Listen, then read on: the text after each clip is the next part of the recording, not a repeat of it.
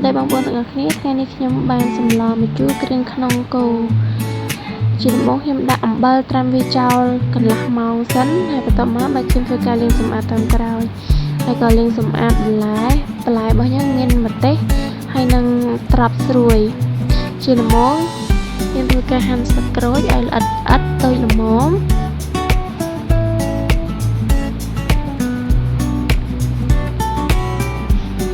ហើយក៏ចិតសម្បករំដេងហាន់វាជាដុំនិងរមៀតហើយហាន់គល់ស្លឹកគ្រៃឲ្យល្អិត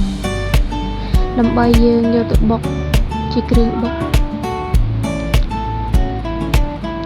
គ្រឿងយើងមានដូចជាស្លឹកគ្រៃរំដេងស្លឹកក្រូចសើច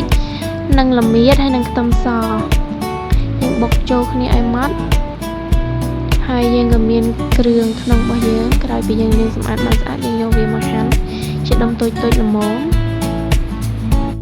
ទៅតាមចំណង់ចំណូលចិត្តនិងតាមទម្លាប់របស់បងប្អូនទាំងអស់គ្នា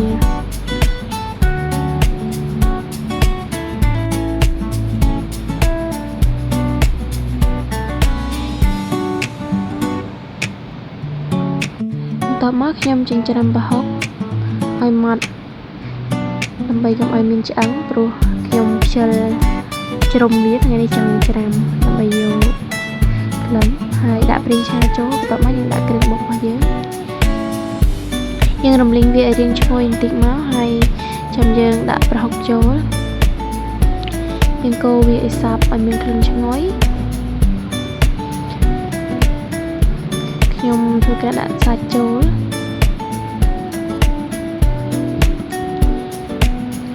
ខ្ញុំក៏ដាក់ស្ករក្រហមដោយសារតែផ្ទះខ្ញុំអត់ប្រើស្ករសទេហើយក៏ដាក់ប៊ីចេងបន្តិចសម្រាប់អំបិលខ្ញុំអត់បានតន់ដាក់ទេបងប្អូនដោយសារតែយើងច្របាច់គ្រឿងក្នុងហើយត្រាំគ្រឿងក្នុងជាមួយអំបិលយូរហើយខ្លាចប្រៃតែខ្ញុំលួចទឹកត្រីបន្តិចហើយខ្ញុំមកបន្ទាប់មកខ្ញុំហាន់បន្លែដោយសារអ្នកផ្ទះខ្ញុំអត់សូវចូលចិត្តហឹរគាត់អត់សូវចេះហឹរហើយក៏យកគ្រាប់ម្ទេសចេញព្រោះម្ទេសហ្នឹងវាមានរសជាតិហឹរដែរបងប្អូន